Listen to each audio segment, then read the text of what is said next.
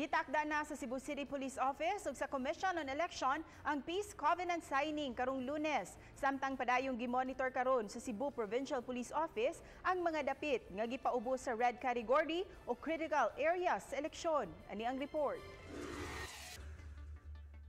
Nakahanay na ang dinagdang Peace Covenant signing sa mga kandidato sa dakbayan sa Sugbo. Ipahigayon kini karong Lunes, Pebrero 18 nga pasiugdahan sa Cebu City Police Office ug sa Commission on Election. Usa kini sa gituki atol sa tigom tali sa mga Comelec officials ug ni Senior Superintendent Ruriana Garma, Direktor sa Cebu City Police Office. Giklaro hinuon sa mga opisyal nga walay hulga sa kasamok ang syudad. Apan buot lang nilang masiguro ang matinud-anon, malinawon ug hapsay nga piniliay. Ang Peace Covenant signing, atong giawhagtan ng mga kandidato nga they will abide by the rules and regulations mentioned by the COMELEC.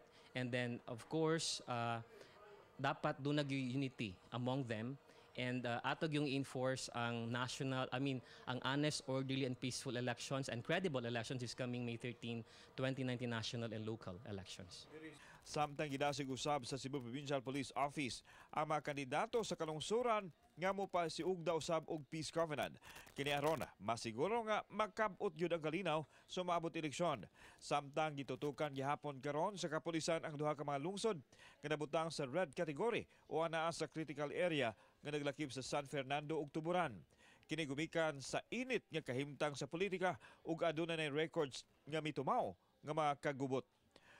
Ubani John Solon, ako si Alan Domingo. Balitang Bisdak.